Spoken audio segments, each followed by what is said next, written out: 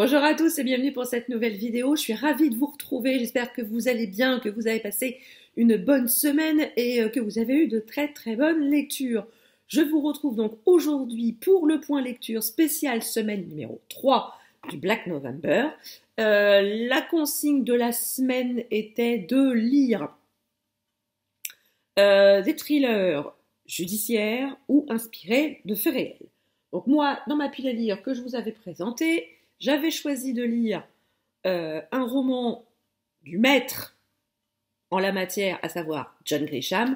J'avais décidé de lire Les Partenaires, ici publié aux éditions France Loisirs. Alors celui-ci, c'est pas le plus connu, hein. C'est pas le plus connu, mais malgré tout, il nous plonge quand même bien dans ce que peut être le système judiciaire américain. On a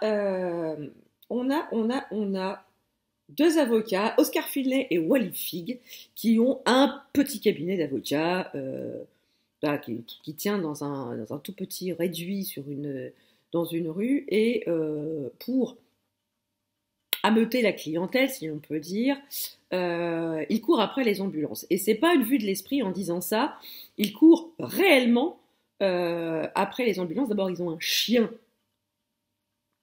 qui s'appelle CDA, chasseur d'ambulance. Voilà, il fallait le trouver. Voilà, ça donne le ton. Et voilà, le chien, à chaque fois qu'il entend au loin une ambulance, il est tel un chien de chasse, truffe au vent, oreilles dressées, queue battant le pavé. Bref, ses maîtres savent très bien qu'une ambulance n'est pas loin, et ils n'hésitent pas à se grimer en médecin ou en infirmier, enfin tout ce que vous voulez pour rameuter les victimes d'accidents, n'importe quelle victime. Ils sont prêts à tout pour récupérer des clients. Alors évidemment, ils traitent aussi de divorce, de tout, de plein de petites choses du quotidien, mais ils n'ont jamais mis leur mocassin dans un prétoire. Ils n'ont jamais plaidé devant une cour, jamais plaidé devant un juge, jamais plaidé devant un jury. Voilà le début de l'histoire, et on a à côté de ça ce brave David, c'est un avocat brillant, il a une trentaine d'années, et il travaille dans un très très gros cabinet d'avocats spécialisé dans la finance. Il ne compte pas ses heures, il passe 48 heures au bureau, si ce n'est plus. Il fait des semaines hallucinantes, et quand il rentre chez lui, il est crevé, il n'a même pas le temps de discuter avec sa femme. Ils essaient d'avoir un bébé tous les deux, mais comme il est un petit peu fatigué, c'est un petit peu compliqué pour avoir un enfant. Et un jour, David pète complètement les plombs. Il se rend à son bureau comme tous les matins, à 7h30 le matin, et je sais pas, il a un espèce de coup de flip, une espèce de crise de panique dans l'ascenseur. Il hyperventile, il transpire à grosses gouttes, et il pète les plombs et il se casse. Ni plus ni moins, il se casse pour échouer dans un bar où il va picoler toute la journée. Et en sortant de ce fameux bar, il va échouer, telle une baleine naufragée, devant la porte du cabinet Finlay et Figg, et il va tout simplement proposer ses services pour travailler dans ce cabinet-là. Voilà le début de l'histoire, et le lendemain, quand il a complètement dessoulé, il va apprendre le métier d'avocat, mais pas la machine avocat, mais l'homme avocat. Il va apprendre à se débrouiller dans les quartiers chauds. Il va apprendre tout un pan du métier d'avocat qu'il ne connaissait pas. Et il le dit lui-même, hein, c'est une bouffée d'air frais. Alors les méthodes de ses associés ne sont pas complètement orthodoxes, faut bien l'avouer, mais il se plaît. Excusez-moi. Il se plaît dans ce nouveau rôle d'avocat. Et Wally va donc déterrer une affaire, à savoir qu'un médicament anticholestérol, euh, excusez-moi, je vais boire un coup. Décidément, les vidéos se suivent et se ressemblent. La semaine dernière, je mouchais. Aujourd'hui, je tousse. Voilà. J'avais un petit truc qui me piquait la gorge. Vous en foutez, mais bon. Si je meurs en direct, alors remarquez, ça fera le buzz. Donc Wally, lui, va, somme toute, peut-être déterrer l'affaire qui va propulser son cabinet dans les hautes sphères et surtout garnir son compte en banque. Parce que là-bas, aux États-Unis, alors, les recours collectifs sont très en vogue, notamment pour attaquer les grands groupes pharmaceutiques, les fabricants de cigarettes. On pense évidemment au film Erin Brockovich, hein, qui attaquait une grande société qui polluait, hein, qui polluait une rivière, je crois, et qui seul s'est attaqué à cette grande firme.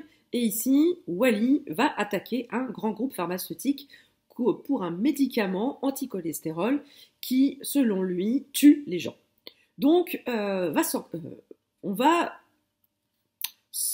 s'embarquer dans les rouages de la machine judiciaire, dans la machine des recours collectifs, et on va apprendre aussi également toutes les magouilles, toutes les subtilités des accords que peuvent négocier les grands groupes pharmaceutiques, voire même les grands groupes en général, pour se sortir un petit peu de l'embarras, de la très mauvaise publicité que ces recours peuvent avoir, et ils s'en tirent dans 90% des cas, dans un accord négocié et ne vont pas au procès. Sauf qu'ici, ce groupe, avec une avocate, très très grande avocate, renommée, star des prétoires et issue de l'ancien cabinet d'avocat de David, ils vont décider d'aller au procès, ce qui va pas beaucoup arranger les affaires de nos compères, étant donné que sur les trois, aucun n'a jamais foutu les pieds dans un prétoire.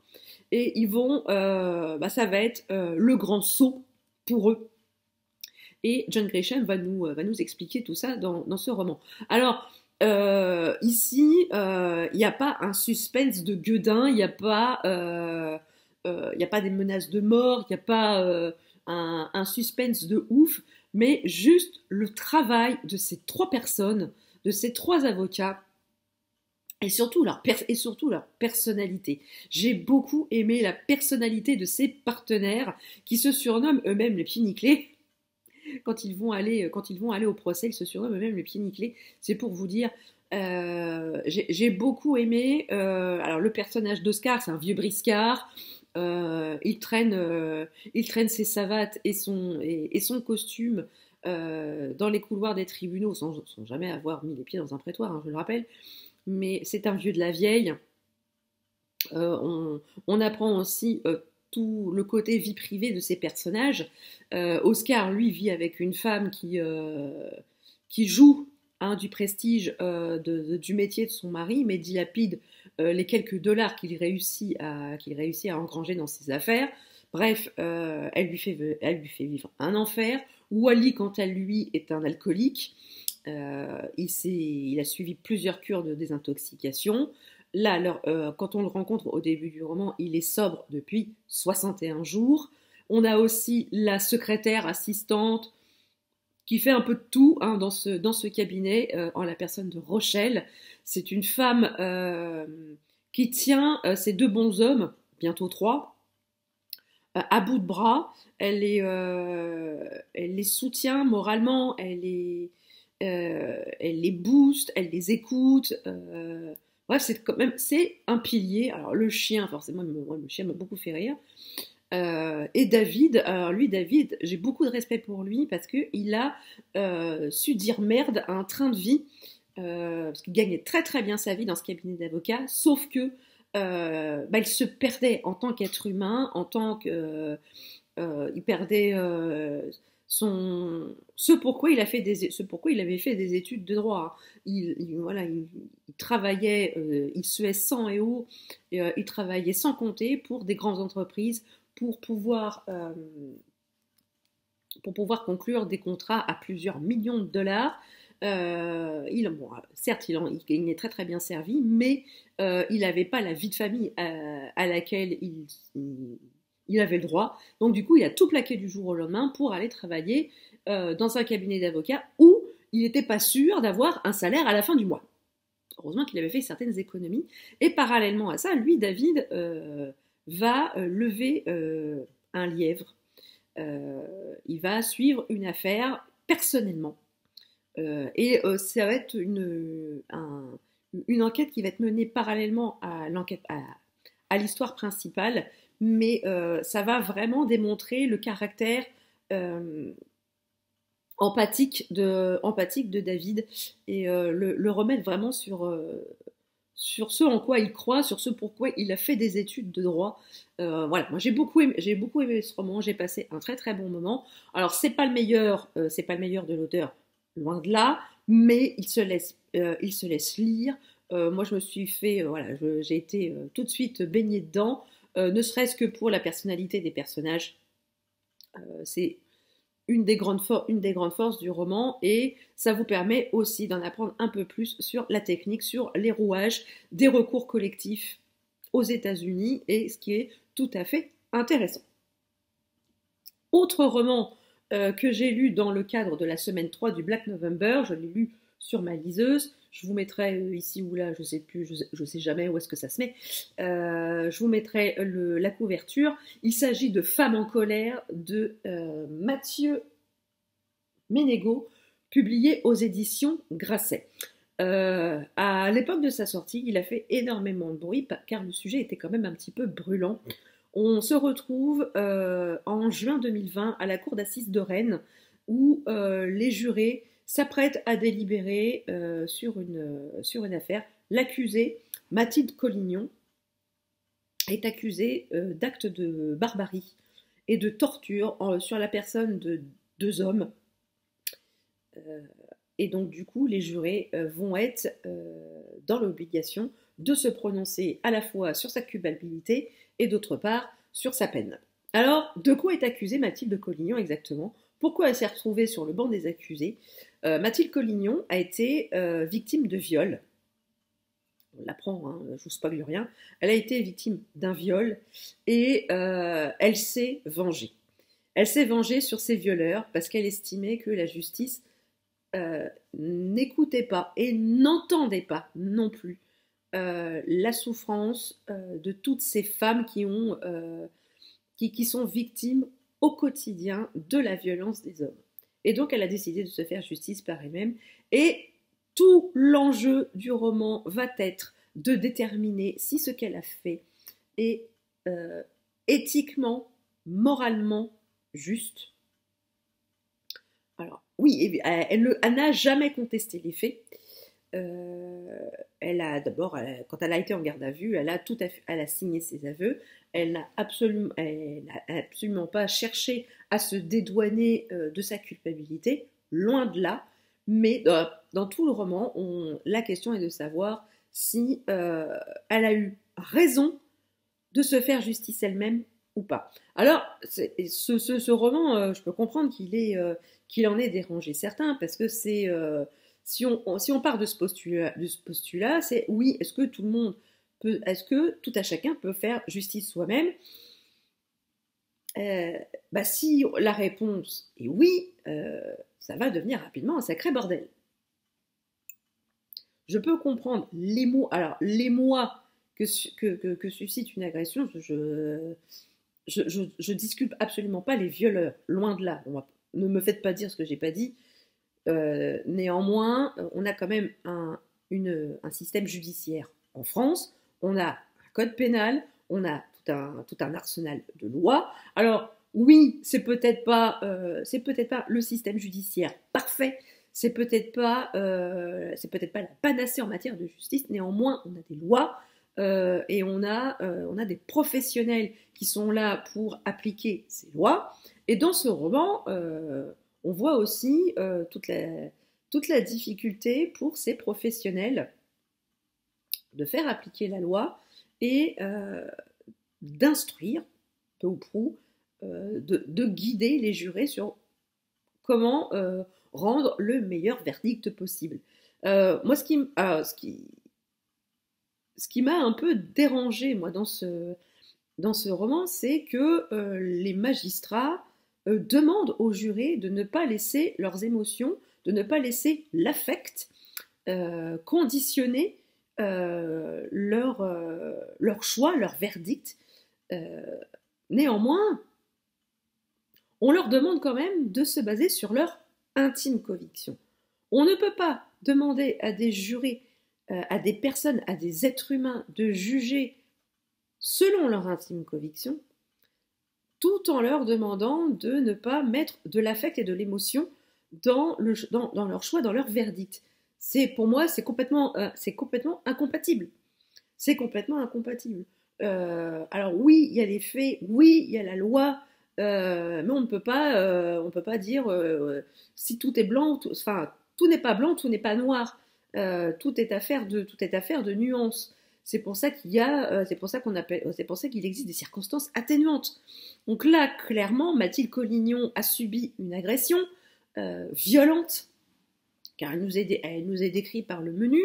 Ça a été particulièrement violent et elle a réagi avec, oui, certes, le même degré de violence, mais elle a agi sous le coup d'une impulsion, sous le coup de la folie, sous le coup du choc. Appelez ça comme vous voulez, mais elle a réagi. Elle a réagi. Alors certes, elle aurait très bien pu aussi aller directement à la police. Et elle raconte aussi très bien ce que les victimes d'agression subissent quand elles ont le courage d'aller porter plainte à la police. Elles doivent redécrire et revivre encore et encore leur agression, revivre ces moments traumatisants et surtout elles doivent subir le regard des autres. C'est pas simple, c'est très frustrant. En plus de ça, quand on raconte ce qu'on a vécu à des gens qui sont pas susceptibles de nous croire. C'est surtout ça. Qui sont pas susceptibles de nous croire au premier abord. Et il y a des propos qu'un des personnages a tenus, c'est soi-disant si elle a été agressée, parce que c'est pas avéré. Et on fait passer ces deux bourreaux pour des pauvres petites choses, pour des victimes. Alors certes, le traitement qu'elle leur a infligé,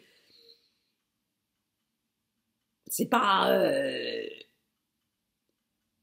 elle n'aura pas fait guili-guili, hein, quand même. Hein. Sinon, ce ne serait pas retrouvé dans une cour d'assises, vous me direz. Mais elle aura quand même infligé un traitement violent et brutal à la mesure de ce que elle a subi. Mais ce sont alors oui, ce sont ses victimes,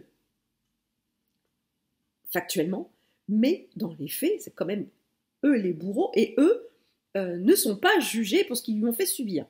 Et c'est ce qui est... voilà, ils sont devant la justice, mais ils ne sont pas traînés en tant que bourreaux, mais en tant que victimes.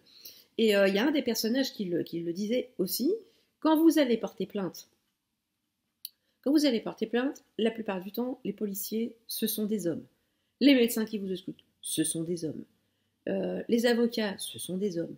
Le président de la cour d'assises, c'est un homme. Les assesseurs, ce sont des hommes. Dans les jurés, il peut y avoir des hommes aussi. Là, en l'occurrence, dans son procès, il y avait eu équitablement, il y avait quasiment autant d'hommes que de femmes, voire même une femme de plus, je crois. Mais et c'est ça aussi, le système n'est pas ne fait pas tout ce qu'il faut pour prendre la plainte de la victime pleinement. On ne donne pas vraiment la chance à la victime de plaider sa cause et de plaider son mal-être. Alors évidemment, hein, on peut se dire que Mathilde Collignon a eu raison de faire ce qu'elle a fait. C'est pas à moi de répondre à la question, chacun a sa réponse. Est-ce que on a le droit de se faire justice soi-même? Chacun a sa réponse.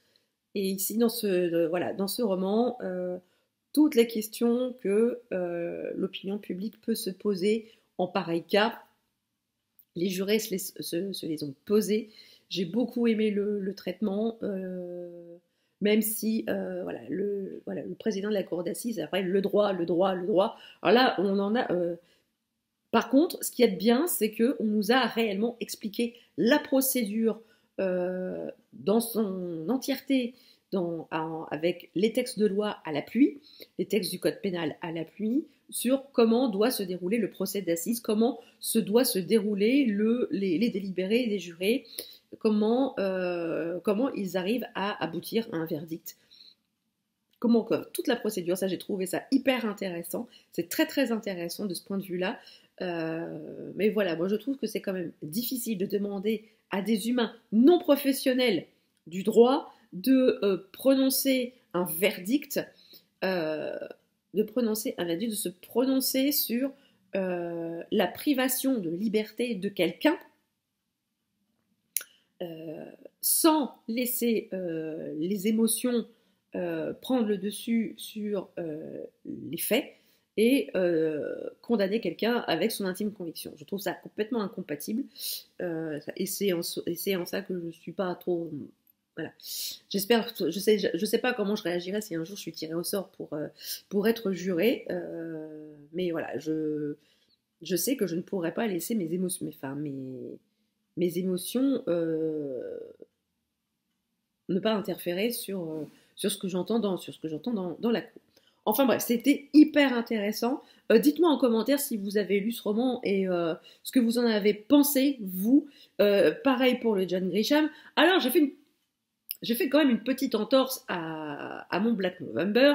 Bon, alors, ne me jetez pas de cailloux, ni de tomates, ni c'est pas la saison, ni de pierres. Hein, j'ai fait une petite entorse. J'ai lu les épisodes 11 et 12 des Voix de brume d'Hélène Bess aux éditions Inceptio, parce que j'avais pas eu ma dose la semaine dernière, tout simplement. Et j'avais envie de retrouver les personnages.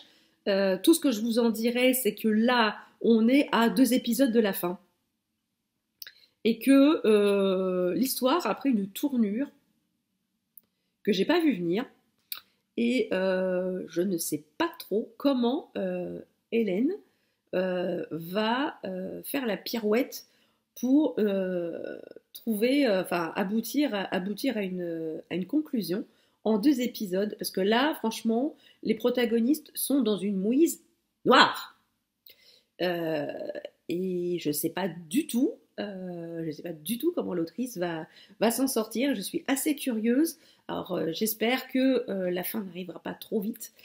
Je sais pas quelle pirouette l'autrice va trouver pour trouver une fin qui soit à la hauteur de ce roman épistolaire. Hélène, je sais que vous regardez la vidéo, donc essayez, ne me narguez pas hein, dans les commentaires, ça ne sert à rien et ça va me frustrer. Voilà. Donc c'est tout pour cette vidéo. J'espère qu'elle vous aura plu. N'hésitez pas à me dire en commentaire ce que vous avez lu vous pour la semaine 3 du Black November. Voilà, n'hésitez pas à mettre un petit pouce en l'air si la vidéo vous a plu. N'hésitez pas à la partager sur vos divers réseaux sociaux. Et si vous n'êtes pas encore abonné à la chaîne, n'hésitez pas, c'est gratuit, ça fait plaisir et ça ne fait de mal à personne. Sur ce, je vous laisse, je vous souhaite une très très belle semaine, de très très belles lectures et je vous dis à très bientôt pour une prochaine vidéo. Ciao!